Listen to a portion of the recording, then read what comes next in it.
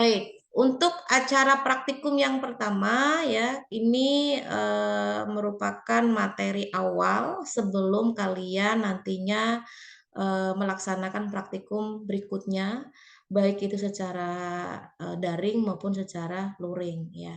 Karena ini penting sekali ya, artinya jangan sampai nanti pada saat terutama pada saat praktikum luring ya, kalian masih bingung ya dengan alat-alat yang ada di lab, namanya apa, fungsinya apa, bagaimana cara penggunaannya, itu masih bingung. Itu jangan sampai terjadi hal demikian. Oleh karena itu, untuk yang pertama ini wajib mahasiswa harus mengenal semua alat laboratorium khususnya di lab mikrobiologi.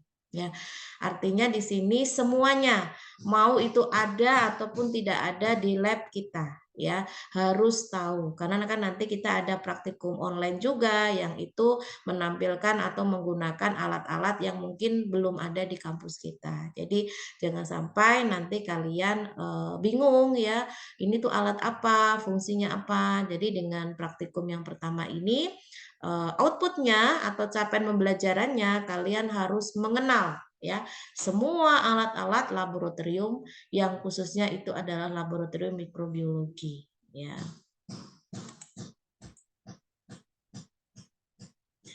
Ya, adapun tujuannya apa sih untuk praktikum ini? Yang pertama ya, dengan kalian mengenal untuk semua peralatan laboratorium mikrobiologi, kalian tahu nih bentuknya seperti apa. Bentuk itu kan relate dengan nama-namanya ya.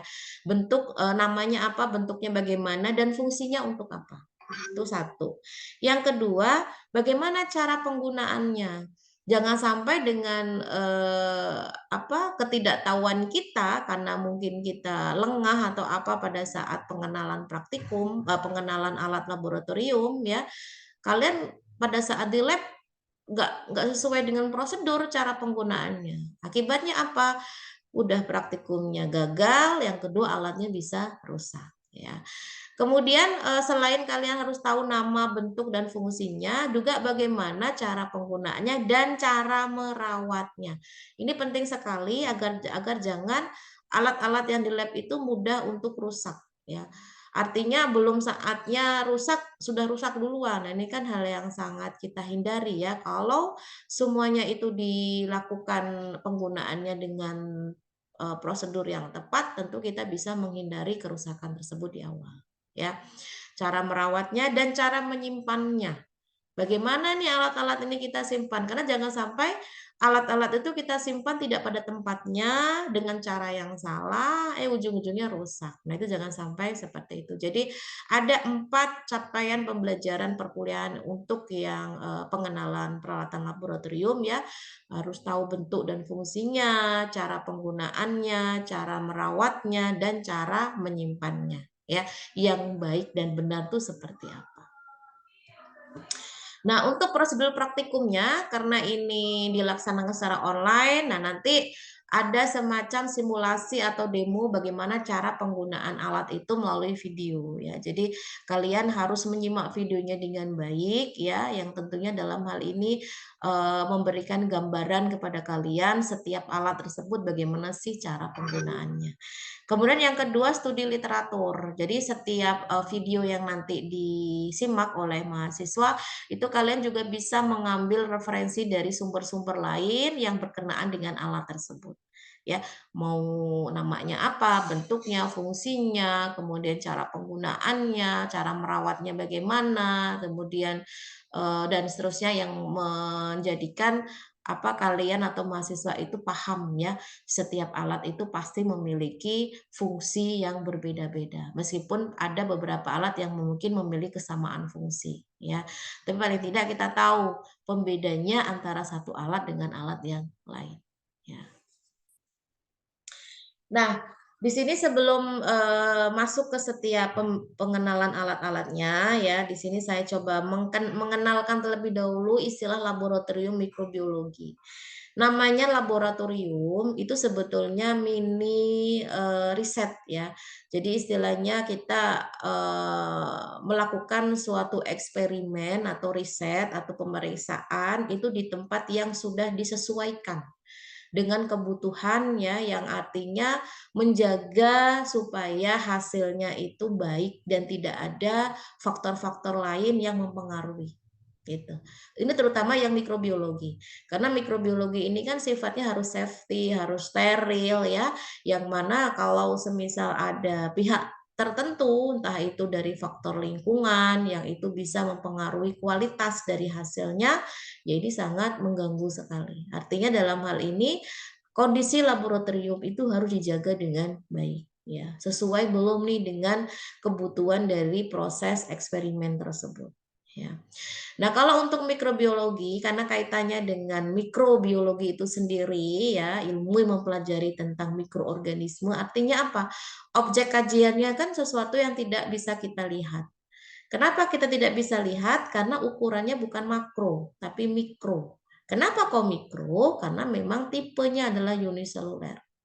Apa saja misalnya bakteri, fungi, protozoa yang memang kita tidak bisa melihat secara langsung, harus menggunakan alat-alat laboratorium. Nah, laboratorium yang baik itu harus sesuai dengan standar atau prasyarat yang layak ya, yang baik dari kondisi lingkungannya, kelengkapan peralatannya, yang memang itu untuk menjaga keamanan dan keselamatan siapapun yang ada di dalamnya. Terutama praktikan atau pekerja laboratorium ya. Jangan sampai nanti justru malah membuat mereka atau pekerja tersebut itu mendapatkan pengaruh negatif ya dari kondisi lab yang tidak layak. Nah, ada persyaratan kondisi lingkungan untuk lab ya. Jadi ada laboratorium kering dan ada laboratorium basah. Sebetulnya kering basah ini bisa kita amati dari penggunaannya. Jadi kalau untuk laboratorium kering memang hanya dipergunakan untuk menyimpan alat-alat elektronik ya. Kemudian alat-alat laboratorium yang memang kondisinya itu harus kering begitu ya. Tidak boleh ada cairan-cairan atau reagen-reagen yang justru malah membuat alat tersebut rusak. Misalkan seperti timbangan analitik itu kan harus di tempat yang kering ya. Nah, kemudian kondisi lab kering ini pun tidak boleh sembarangan ya. Jadi memerlukan lingkungan yang mendukung, yang baik ya. Apa saja misalkan suhunya, kemudian kelembabannya harus sesuai dengan SOP yang sudah ditentukan dan tentunya kebersihan ruang. Ya.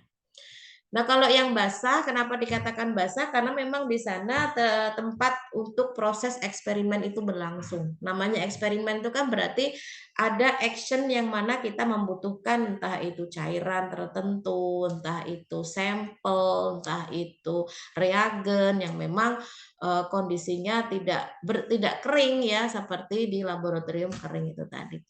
Nah, dalam hal ini bisa kita lihat pada gambar ya.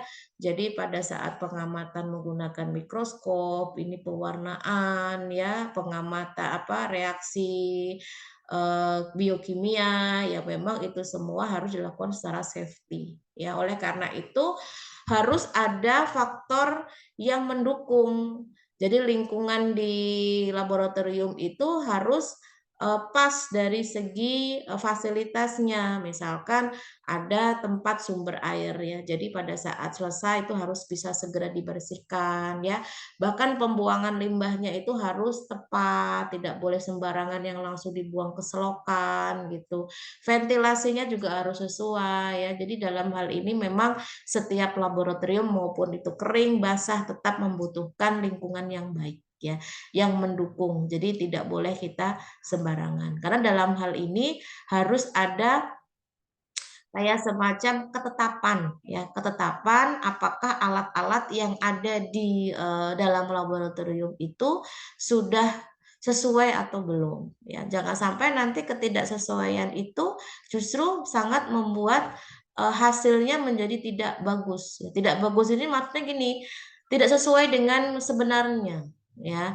Kalau memang sebenarnya itu menunjukkan suatu sampel itu negatif, misalkan negatif ada infeksi dari bakteri gitu ya, ternyata hasilnya justru malah menunjukkan tidak ada infeksi apa-apa, tidak ada kontaminasi apa-apa dari bakteri tertentu.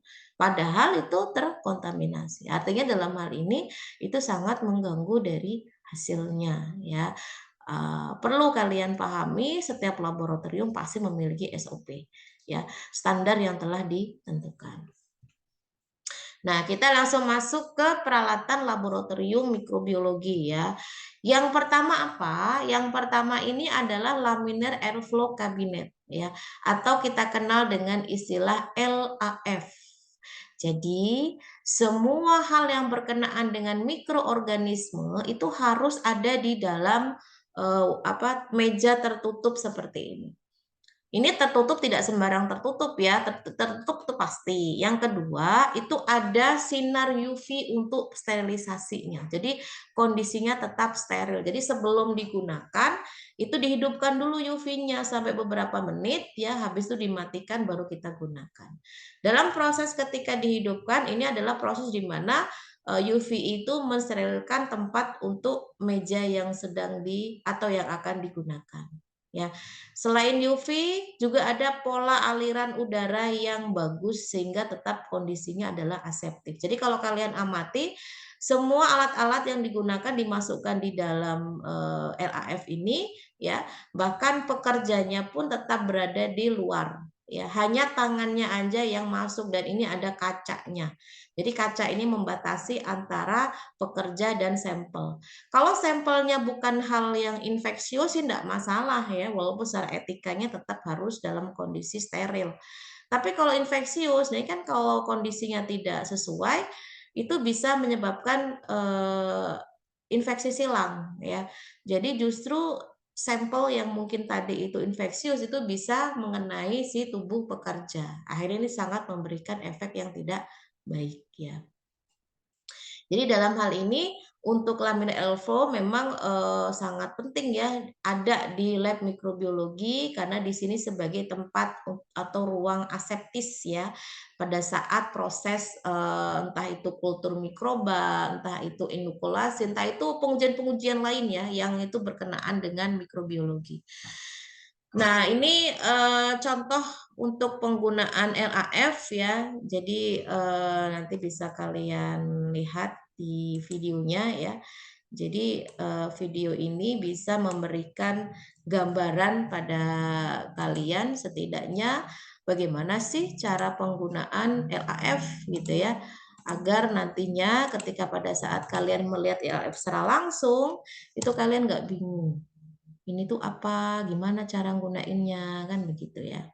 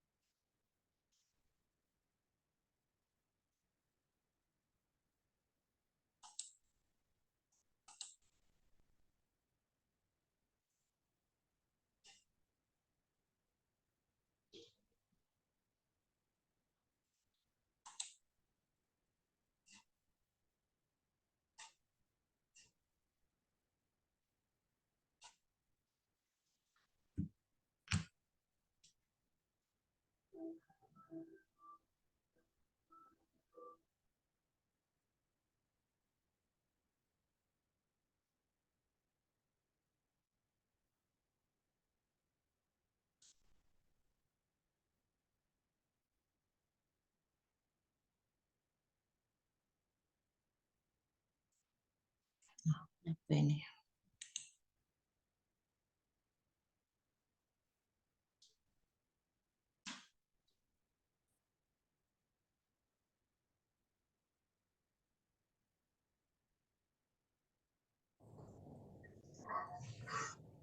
Laminar airflow biasa digunakan di lab mikrobiologi. Di dalam laminar airflow ini terdapat filter yang berfungsi untuk menyaring udara luar yang masuk ke dalam ruang kerja LAF. Cara menggunakan LAF. Yang pertama, kita menekan tombol yang ada di bagian sisi alat. Dan kita bersihkan bagian dalam ruang LAF dengan cara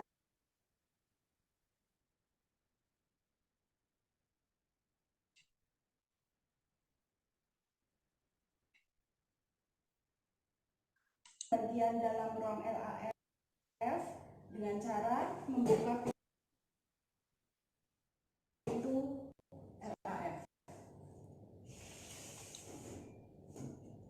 Kemudian kita kunci.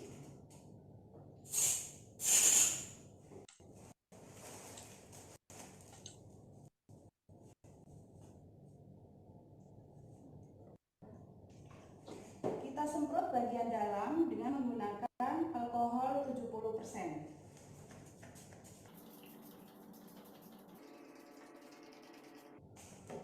Kemudian kita lap dengan tisu bersih.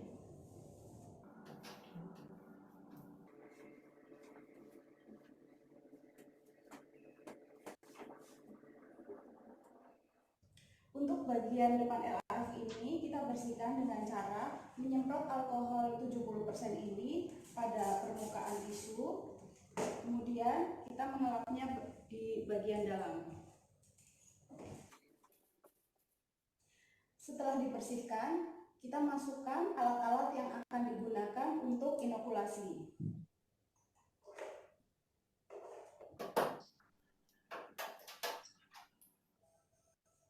Media yang masih kosong, yang belum ada bakterinya, bisa kita langsung masukkan ke dalamnya. Kemudian kita tutup lagi pintunya.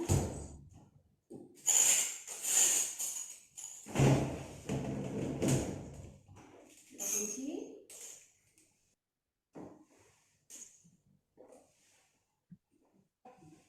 Setelah ditutup, kita nyalakan lampu UV dengan cara menekan tombol yang ada di depan alat. Setelah 15-30 menit, kita bisa matikan lampu UV. Kemudian kita buka pintu bagian depan alat.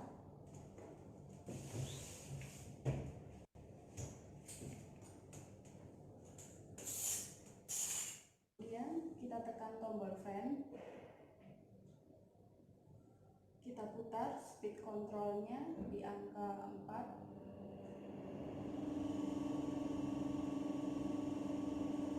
Kita bisa mulai bekerja.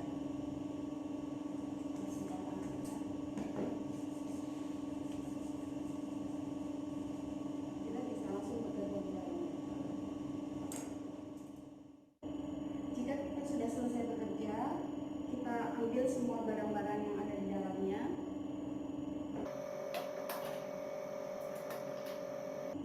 Kemudian kita bersihkan. Recording in progress.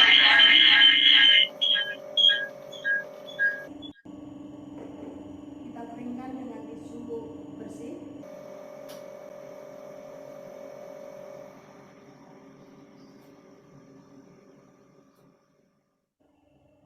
Kemudian kita bersihkan bagian kaca ini dengan menyemprotkan alkohol 70% pada tisu. Kemudian kita lap bagian dalam.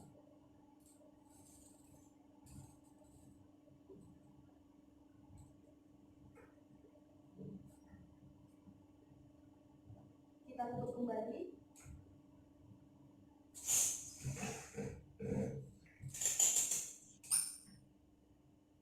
Kita kembalikan tombol speed control ini, matikan fan, dan matikan lampu.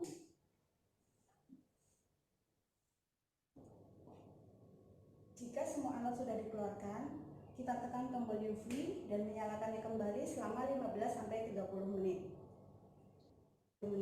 Kita matikan tombol UV dan jangan lupa mematikan tombol power yang ada di samping alat. Demikian cara menggunakan LAF. Semoga bermanfaat.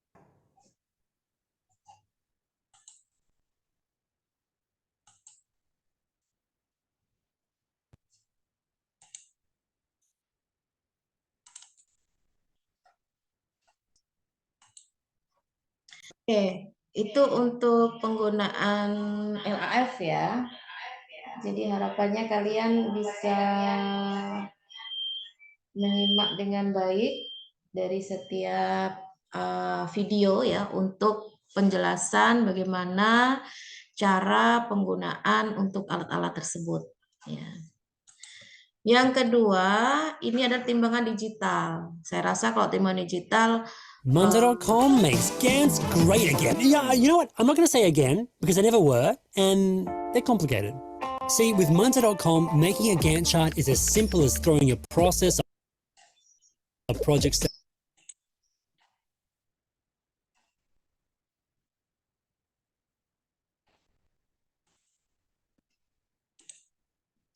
kemudian saya lanjutkan ya untuk timbangan digital. Sebetulnya secara prinsip untuk timbangan digital ini sama dengan timbangan-timbangan pada umumnya ya.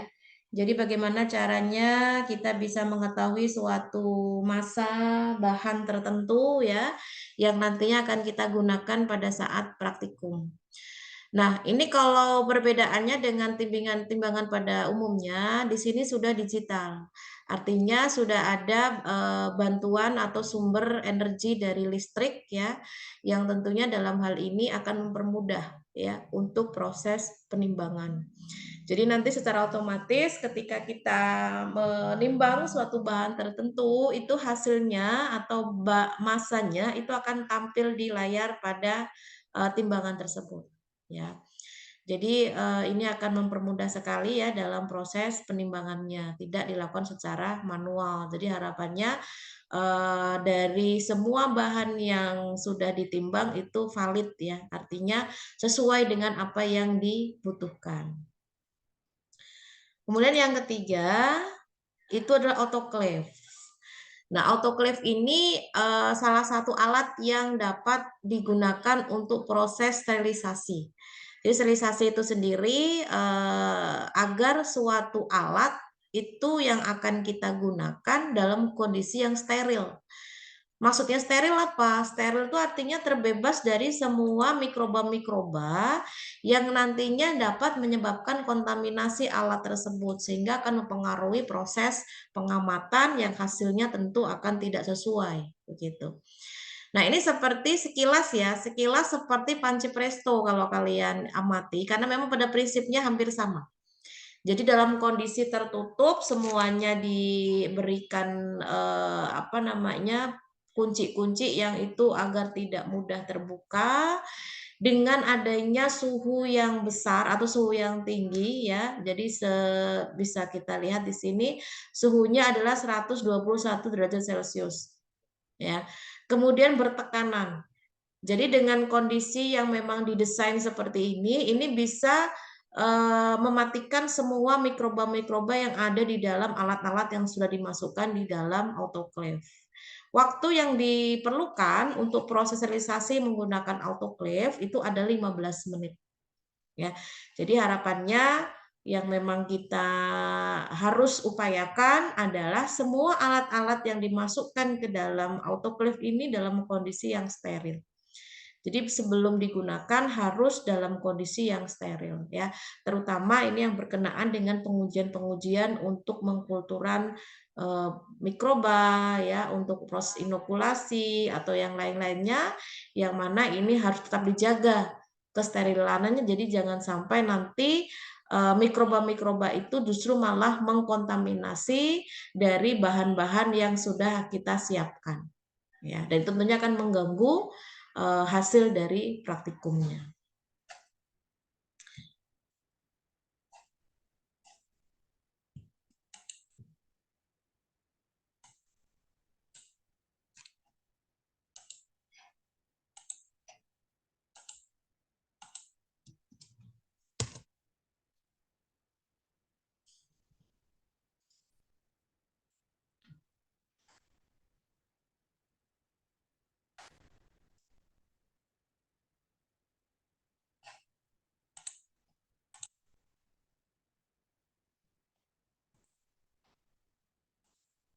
Sini saya coba untuk perlihatkan untuk videonya ya. Tutorial bagaimana cara penggunaan untuk autoclave.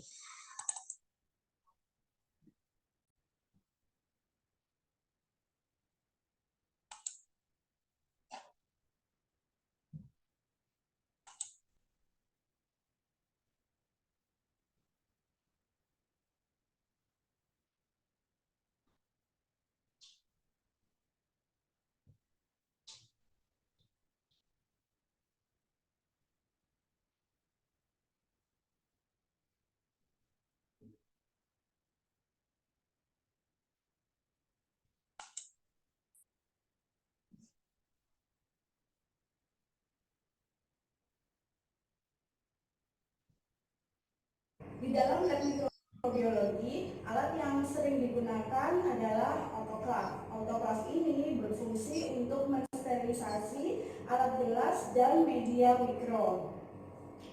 Cara menggunakan autoclave yaitu yang pertama, cek air di bagian dalam alat. Pastikan air itu mencukupi. Pastikan air itu mencukupi.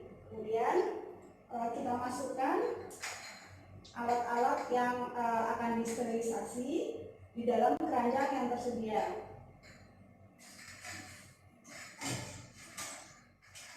Kemudian kita tutup.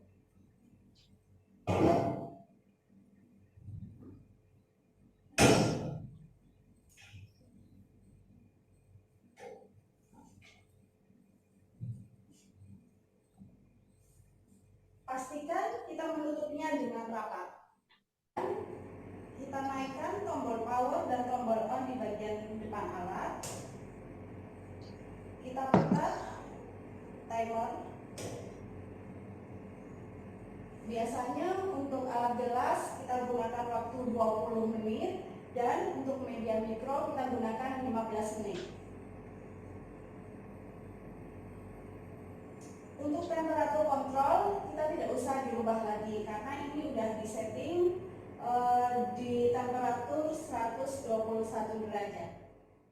Salah satu katup di bagian atas tutup ini biarkan terbuka. Setelah beberapa saat, uap akan keluar dari katup ini. Kemudian kita tunggu 10 menit dan kita tutup. Waktu total yang dibutuhkan dalam proses sterilisasi ini kurang lebih 1 jam.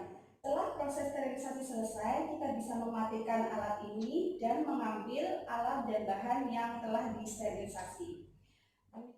Demikian cara menggunakan autoclave, semoga bermanfaat.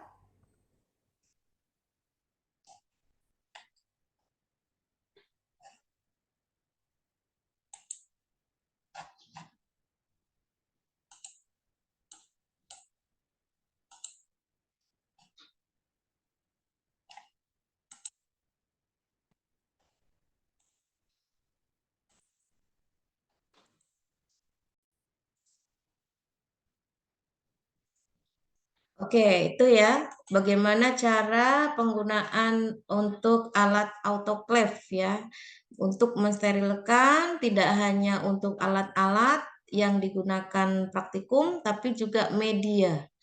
Karena media itu nanti yang nantinya akan digunakan untuk menumbuhkan suatu mikroba, itu tidak boleh dalam kondisi yang terkontaminasi. Nanti yang tumbuh bukannya mikroba yang kita inginkan, tetapi mikroba lain yang justru dapat mengganggu hasilnya gitu.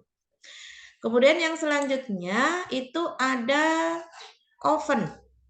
Sebetulnya pada prinsipnya sama ya, antara oven dan autoclave sama-sama sebagai alat sterilisasi. Yang membedakan itu adalah prinsipnya. Kalau oven itu tidak seperti autoclave yang menggunakan uap panas ya, atau menggunakan air yang itu dimasukkan di dalam alat autoclave tersebut, hampir seperti kayak pengukus. Tetapi kalau oven tidak menggunakan itu semua. Oven ini hanya menggunakan aliran panas yang itu bersumber dari listrik yang sudah disalurkan ke sumbernya. Jadi tetap mendapatkan panas, tetapi caranya berbeda. Kalau pada oven memang kondisinya benar-benar kering. Jadi alat yang dimasukkan di dalam oven itu ketika dikeluarkan itu memang kering. Tetapi kalau untuk autoclave, alat-alat yang dimasukkan yang tentunya sudah diberikan pembungkus dulu ya, itu ketika dikeluarkan itu akan basah. Karena menggunakan prinsip panas uap air itu tadi. Nah, alat-alat apa saja yang bisa dimasukkan ke dalam oven? Sebetulnya sama juga dengan alat-alat yang dimasukkan ke dalam autoclave. Alat-alat gelas tentunya, atau alat-alat kecil lainnya yang memang digunakan untuk proses praktikum, ya, yang tentunya tidak mudah rusak karena pemanasan. Tetapi kalau yang bahan-bahan yang gampang rusak atau meleleh, tidak boleh disterilisasi menggunakan autoclave dan oven. Misalkan seperti apa, Bu? Ya handscoon. Nah, jangan sekali-kali memasukkan handscoon di oven atau di autoclave. ya. Itu akan meleleh kemana-mana, justru malah merusak alat tersebut, ya.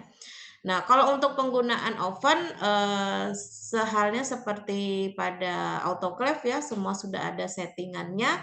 Yang membedakannya adalah suhu yang digunakan. Kalau pada autoclave tadi, suhu yang digunakan adalah 121 derajat Celcius selama 15 menit. Sedangkan kalau oven, waktunya juga lebih lama, suhunya pun juga lebih besar atau lebih tinggi. Suhunya yang digunakan adalah 180 derajat Celcius. Dan waktunya itu paling cepat 1 jam. Itu paling cepat. Makanya biasanya untuk laboratorium mikrobiologi ya pada saat proses sterilisasi itu lebih memilih autoclave. Karena apa? Karena waktunya lebih cepat ya, yang itu tidak memakan waktu yang banyak ya. Karena kan pada saat proses praktikum kan alat-alat yang digunakan banyak ya. Jadi kalau sterilisasinya itu waktunya banyak pula, habis hanya untuk sterilisasi. Tapi yang tidak, kalian tahu juga nih prinsipnya. Oven itu juga sebagai sterilisasi ya, walaupun waktunya jauh lebih lama dibandingkan dengan yang autoclave. Kemudian selanjutnya adalah hot plate stirrer. Sebetulnya pada umumnya hot plate itu kan sifatnya pemanas ya, seperti kompor listrik gitu kan. Yang dimana ini penting sekali pada saat praktikum, entah itu untuk melarutkan suatu bahan ya, entah itu untuk mencairkan ya, melarutkan, mencairkan ya, yang itu untuk homogen gitu ya, supaya larutannya tidak heterogen ya, artinya siap untuk digunakan. Kalau kita buat media, medianya masih menjendal. Media itu kan yang media ini ya, media padat ya. Itu kan bahannya itu kan ada agar. Jadi kalau bahan itu tidak terlarut dengan sempurna ya, ketika dipanaskan itu nanti medianya itu nggak pas. Banyak yang menjendal. Seperti halnya kalian buat agar di rumah. Ya, buat agar-agar di rumah itu kan harus benar-benar larut dulu ya, baru didinginkan supaya teksturnya itu lembut dan enak tentunya ya. Tapi kalau kita gerusah-gerusuh ya, belum cair semua, belum larut semua, masih menjendal-jendal itu lalu didinginkan, ya sudah hasilnya atau teksturnya pun tidak bagus. Sama. Jadi bagaimana caranya ketika membuat media itu semuanya terlarut dengan baik atau homogen itu tadi. Makanya kita butuh yang namanya hot plate. Nah, di sini bedanya hot plate-nya ada stirrernya. Ada atau tidaknya sebetulnya tergantung kita ya. Kita mau pengen yang apa namanya mudah atau yang ya agak butuh energi gitu ya. Kenapa? Karena sebetulnya stirrer itu kan kayak pengaduk. Kalau kita mengaduknya manual, ya kita mengaduknya sampai benar-benar dia homogen, ya itu pasti butuh energi tersendiri dan waktu tersendiri. Tapi kalau stirrer enggak, stirrer itu semacam magnet ya, yang secara fungsinya dimasukkan ke dalam wadah yang memang sudah disiapkan secara khusus ya, terutama wadah-wadah gelas ya. Di dalamnya sudah ada larutan yang memang akan dihomogenkan, stirrernya dimasukkan di dalam situ nih. Jadi secara otomatis dengan waktu yang ditentukan, kecepatan yang ditentukan, itu dia akan mengaduk secara otomatis. Jadi tanpa kita mengaduk secara manual, dia sudah mengaduk secara otomatis ya. Tentunya dalam hal ini sangat memudahkan kita kalau kita ingin mengerjakan yang lain. Jadi kalau kita hanya fokus pada larutan tersebut yang belum homogen, pasti kita fokusnya hanya untuk mengaduk, tidak bisa mengerjakan yang lain. Ya. Jadi hot plate stirrer itu hot plate juga bisa sendiri digunakan ya, tapi stirrer tanpa hot plate juga tidak bisa. Artinya ini satu paket ya. Kalau memang tidak ada stirrernya ya berarti kita mengaduknya secara manual ya menggunakan spatel gitu ya. Yang selanjutnya adalah mikroskop. Ya, kalau untuk mikroskop, saya yakin kalian paling tidak sudah tahu ya bentuknya seperti apa, macam-macamnya seperti apa. Ini sudah ada di materi mikrobiologi teori ya. bahwasanya mikroskop itu ada yang monokuler, ada yang binokuler. Nah, secara prinsipnya ya, kita ingin menggunakan mikroskop itu tujuannya untuk memberikan pembesaran terhadap objek yang kita amati tersebut. Terutama kalau objek itu yang tidak terlihat oleh mata. Terutama yang itu tadi ya, yang bersifat mikroskopis. Jadi dengan adanya mikroskop ini, dengan adanya lensa okuler ya, yang tentunya akan membantu kita untuk mengamati secara langsung dari objek yang tidak terlihat tadi. Ini pada gambar contoh untuk mikroskop yang binokuler ya. Jadi ada lensa okuler, ada lensa objektif. Kalau lensa objektif itu yang memang dekat dengan objeknya yang nanti akan diletakkan di meja benda menggunakan kaca preparat. Kalau prinsipnya ya gampangnya begini, bagaimana penggunaan mikroskop itu sesuai dengan apa yang kita inginkan karena memang ada proses penerusan cahaya. Sumber cahayanya harus ada. Kalau nggak ada ya sampai kapanpun kita tidak bisa melihat. Makanya pastikan dulu sebelum kita menggunakan mikroskop aliran cahayanya ada atau listrik yang menghasilkan cahayanya ada. Nanti sudah tersedia di sini lampu ya. Jadi lampunya kalau belum hidup ya belum bisa digunakan. Nah, dengan prinsip kerja dari mikroskop itu tadi ya meneruskan cahaya ke lensa objektif ya ini objektif nih ya yang itu nanti akan menghasilkan bayangan maya terbalik dan diperbesar. Ini baru di objektifnya, ya. Nah, nanti akan diteruskan ke lensa okuler yang dekat dengan pengamatan kita atau mata kita.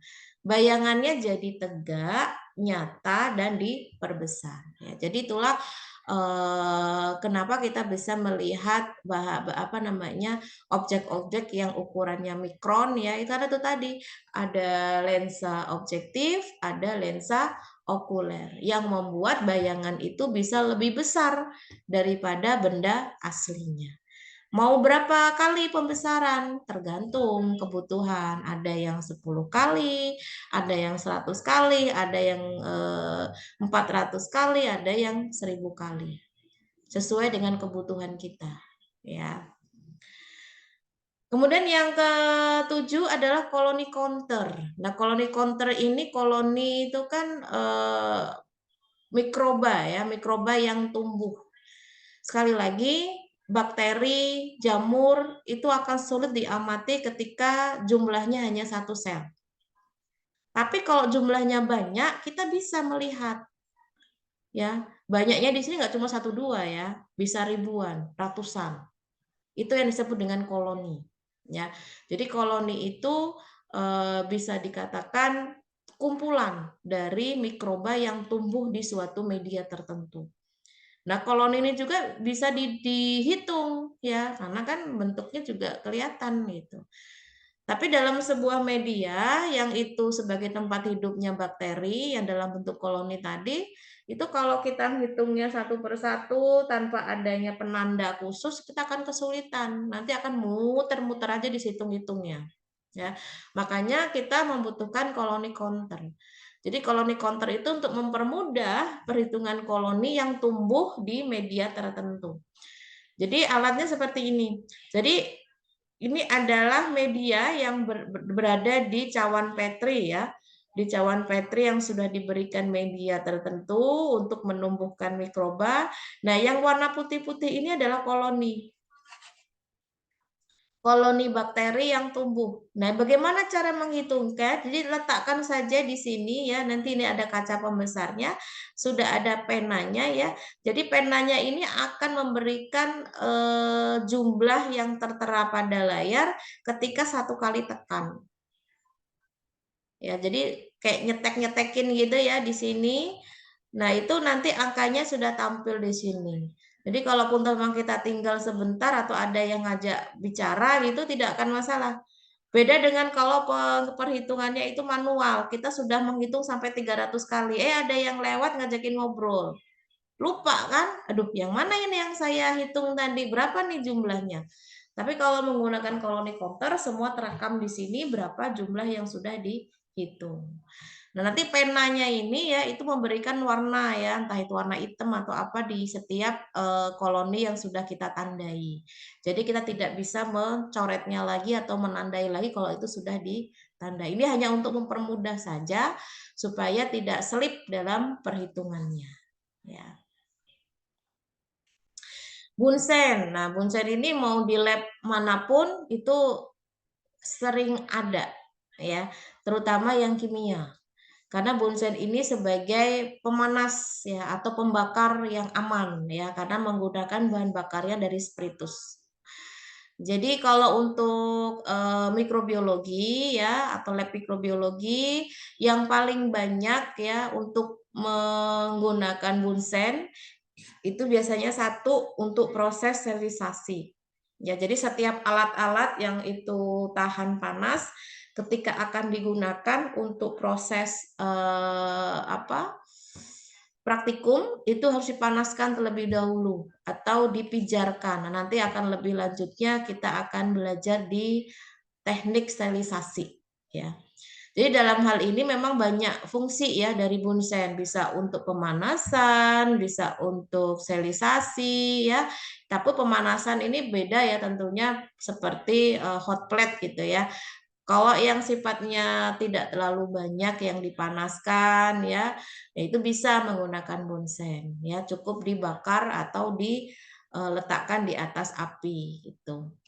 Nah, ini contohnya ya. Jadi bunsen ini untuk membakar jarum ose. Jadi jarum ose ini untuk mengambil sampel mikroba dari cairan tertentu atau bahan tertentu. Nah, ini proses fiksasi pada saat pewarnaan bakteri. Nah, nanti kalian bisa mendapatkan materi ini di bab pewarnaan bakteri ya. Dan di praktikum pewarnaan bakteri pun juga ada. Nah, kemudian cawan Petri. Nah, ini yang saya sebut di awal tadi ya. Nah, ini cawan Petri yang digunakan untuk wadah media tertentu ya yang nantinya akan menumbuhkan bakteri atau jamur. Kenapa saya katakan media tertentu? Ya tergantung bakterinya apa, jamurnya apa yang akan ditumbuhkan. Karena setiap dari mereka punya kebutuhan yang berbeda-beda untuk nutrisinya. Ya. Ini kalau yang sifatnya media padat. Ada juga media cair.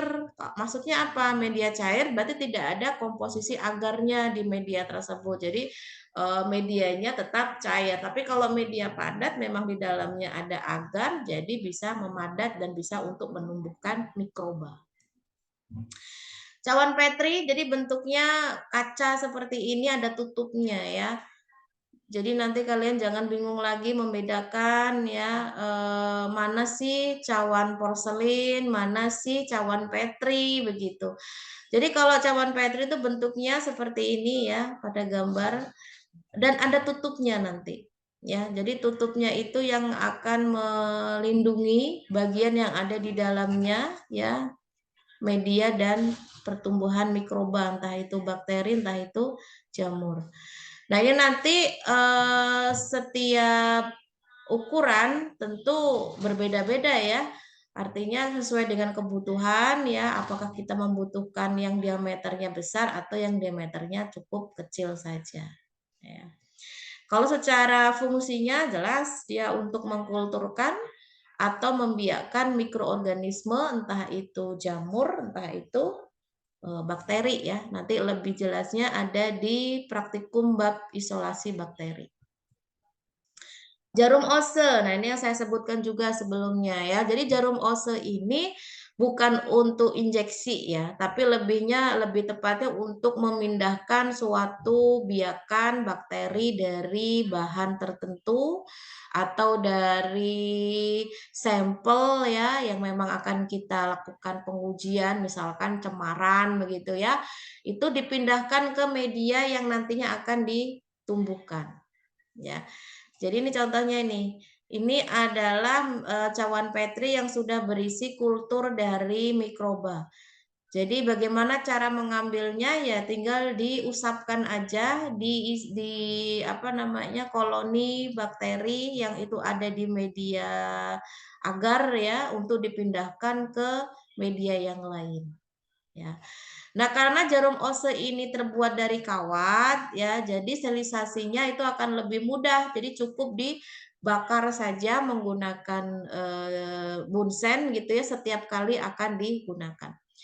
Tapi pada saat akan digunakan, setelah dibakar jangan langsung dicelupkan di media atau dicelupkan di bahan yang akan kita ambil sampelnya ya. Tunggu agak dingin dulu ya. Setelah itu baru digunakan. Pada prinsipnya gini, setiap proses yang berkenaan dengan mikroorganisme itu selain steril, pastikan aseptis ya. Jadi dalam hal ini bunsen itu selalu hidup di meja. Mau dipakai nggak dipakai selalu hidup. Kenapa? Karena kondisi panas itulah yang akan melindungi proses terjadinya kontaminasi. Jadi beda dengan praktikum-praktikum yang lain yang tanpa adanya bunsen atau tanpa adanya sterilisasi bisa berjalan. Tapi kalau mikrobiologi enggak. Mikrobiologi harus dalam kondisi yang steril. Jadi semua bahan yang akan digunakan harus sudah disterilisasi. Semua alat yang digunakan harus sudah disterilisasi. Bahkan alat yang sudah disterilisasi ketika akan digunakan dan akan digunakan di sampel yang lain itu tidak boleh langsung. Dibakar dulu menggunakan bunsen sampai membara. Didinginkan baru digunakan lagi. Jadi pastikan dengan pembakaran tersebut mikroba-mikrobanya akan mati. Gitu ya.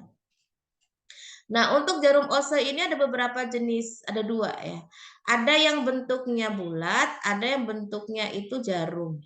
Kalau yang bentuknya bulat, ini biasanya untuk teknik isolasi yang menggunakan media padat. Ya, nanti akan lebih lanjut di teknik isolasinya. Sedangkan kalau yang berbentuk jarum, ini digunakan untuk apa ya? Media yang berada di misalkan bentuk wadahnya itu seperti tabung reaksi. Ya, jadi tipe media agar tegak. Kalau ini kan tipe media agar flat ya. Jadi ada dua macam gitu.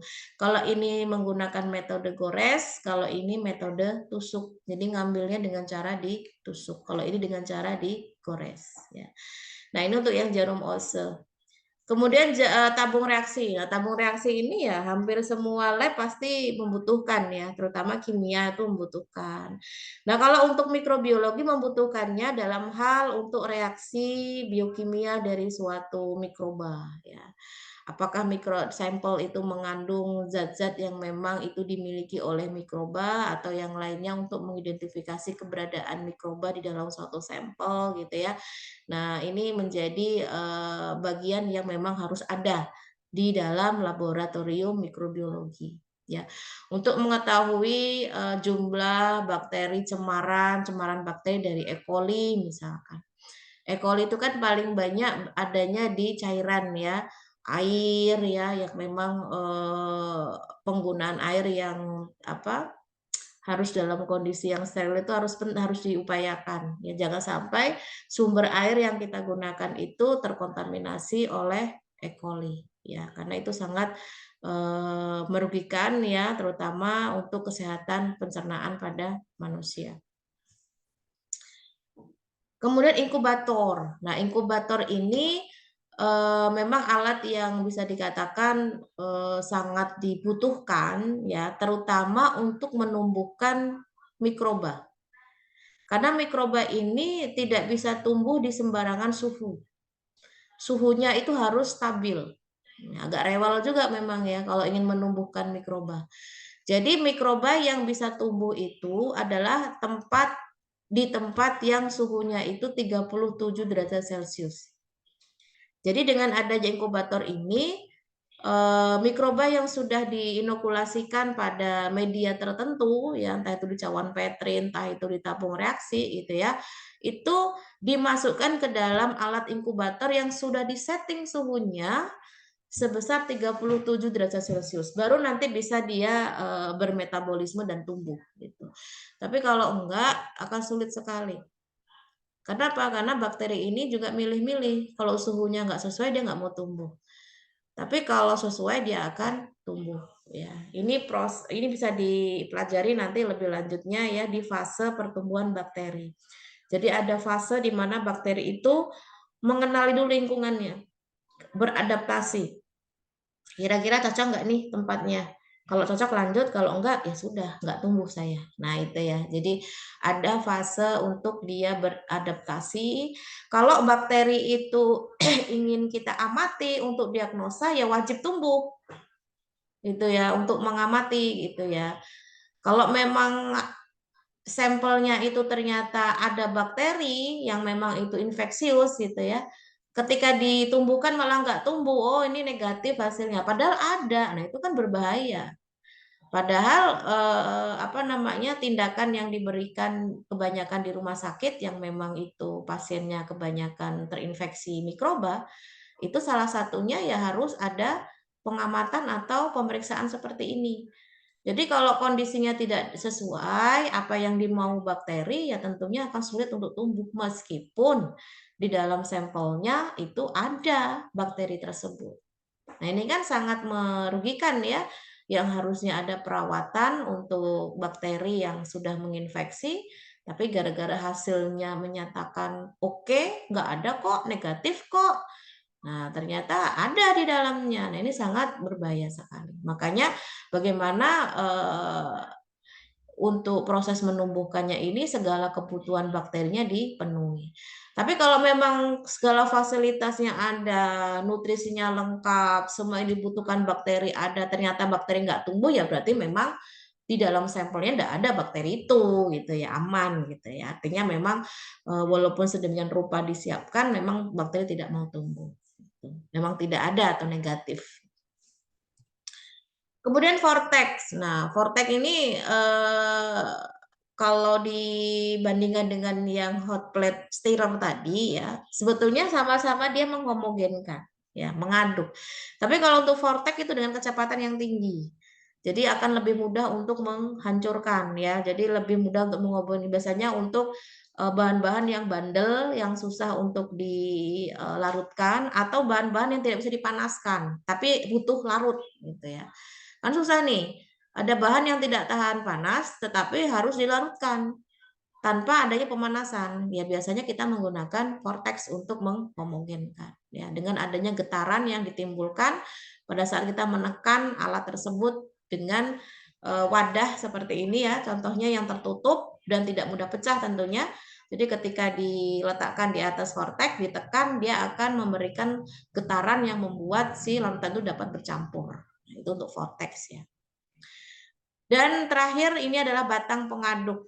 Ya, jadi selain jarum ose tadi ya, kita juga ada batang pengaduk yang mana ini digunakan untuk inokulasi bakteri, tetapi beda teknik, bukan yang sifatnya itu gores ya, tetapi sebar. Jadi untuk meratakan sampel yang nantinya akan dimasukkan ke dalam media.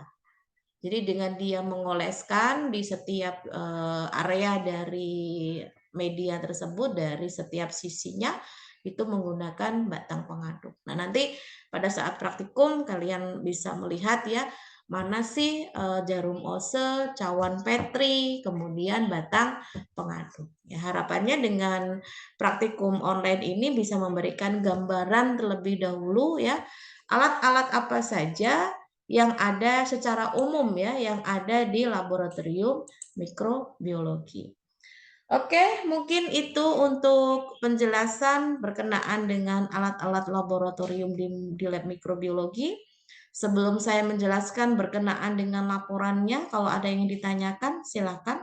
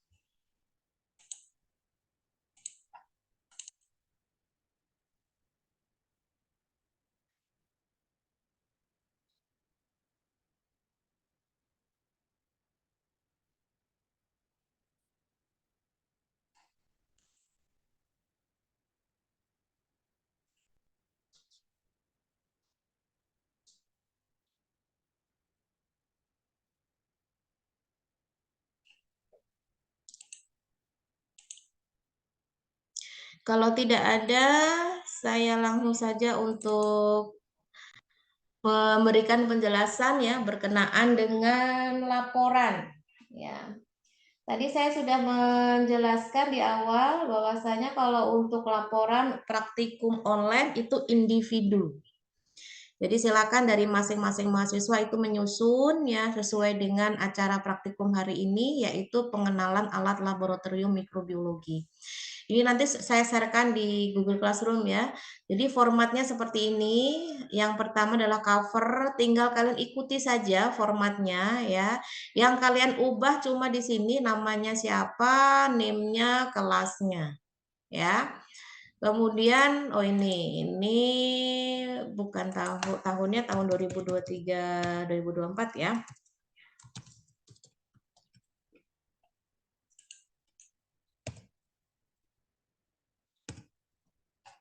Nah, ini untuk covernya ya. Kemudian masuk ke laporannya. Ini laporan yang pertama.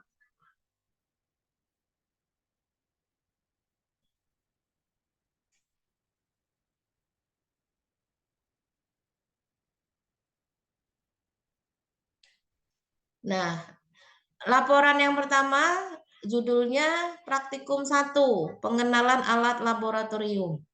Nah, di sini ada formatnya untuk sub-subnya ya, ada tujuan, ada prosedur, ada dasar teori, hasil pengamatan, kemudian pembahasan dan seterusnya.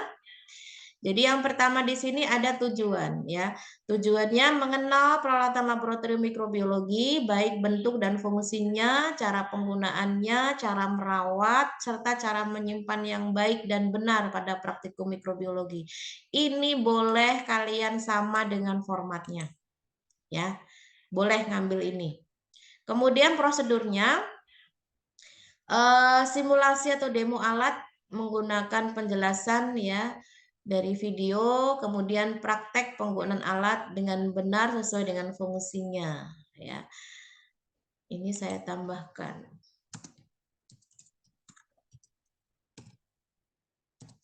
Nah, ini boleh kalian ngambil dari sini. Jadi sama ya. Tujuan, prosedur sama.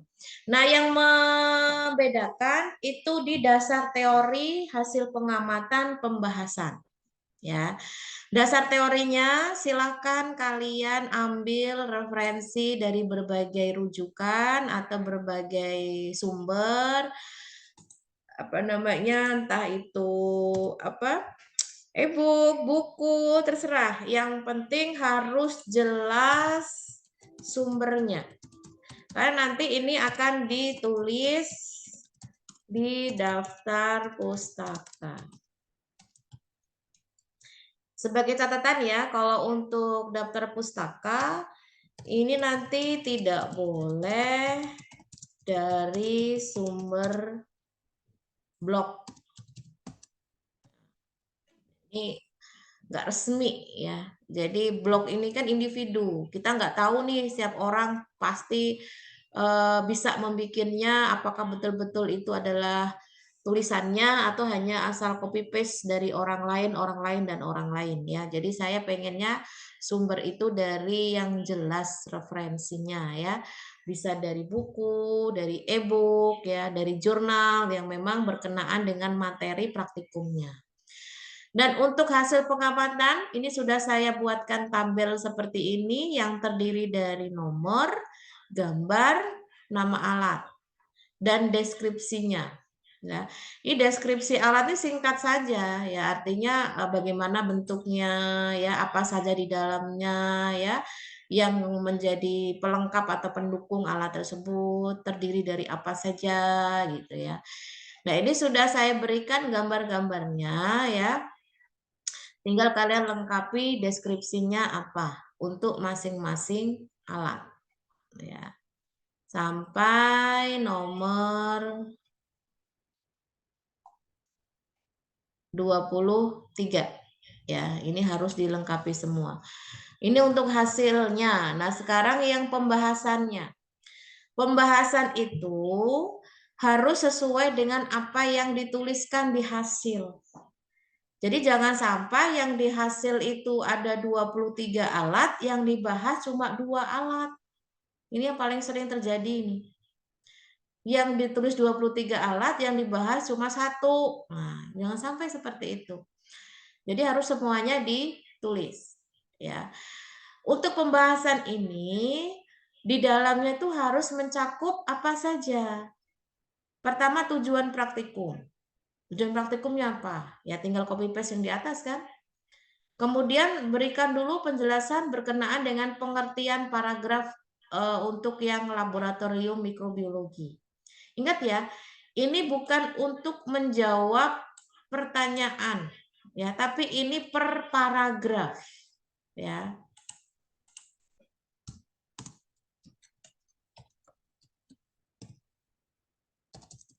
Jadi bukan seperti kalian menulis menjawab pertanyaan. Tujuan praktikum titik 2. Ini enggak ya. Buatlah seperti paragraf ya. Tahu paragraf ya? Artinya seperti menguraikan dalam bentuk paragraf ya. Tujuan dari praktikum ini adalah bla bla bla bla bla.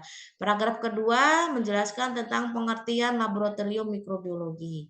Paragraf ketiga syarat kondisi laboratorium biologi seperti apa.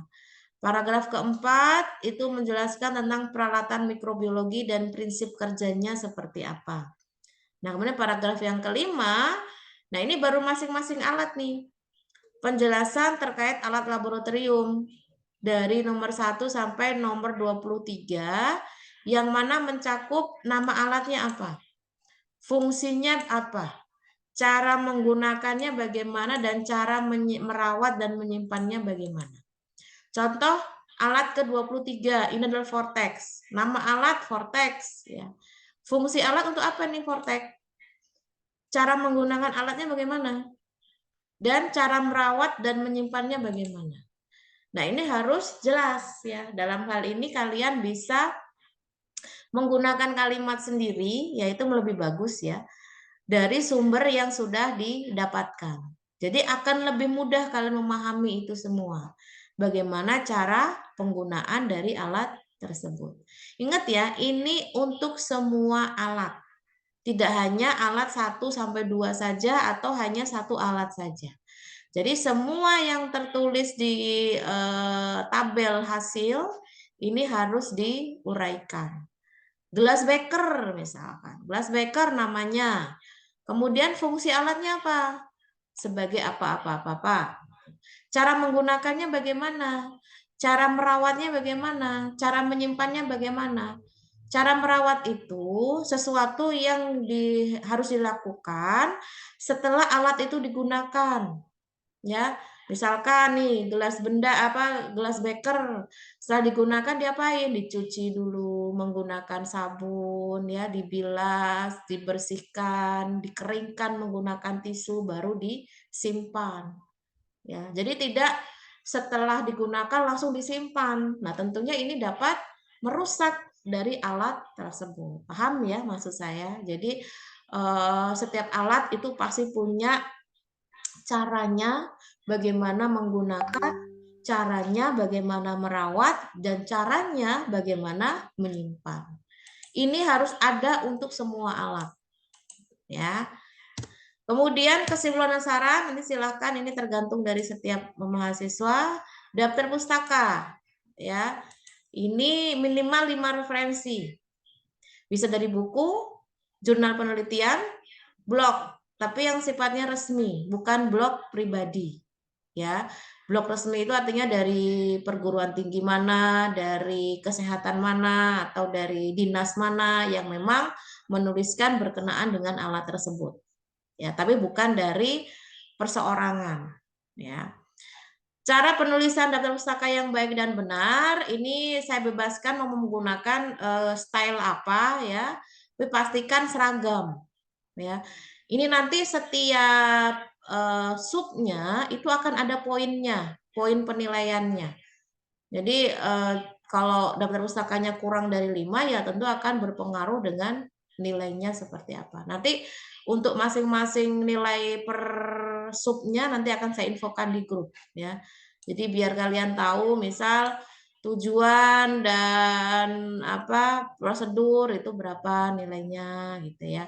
Dasar teori berapa nilainya. Jadi biar kalian bisa mengupayakan agar setiap sub itu mendapatkan nilai yang baik sehingga hasil akhirnya pun juga baik ya. Oke, sampai sini ada yang ditanyakan berkenaan dengan format atau yang lainnya, silahkan sebelum saya tutup.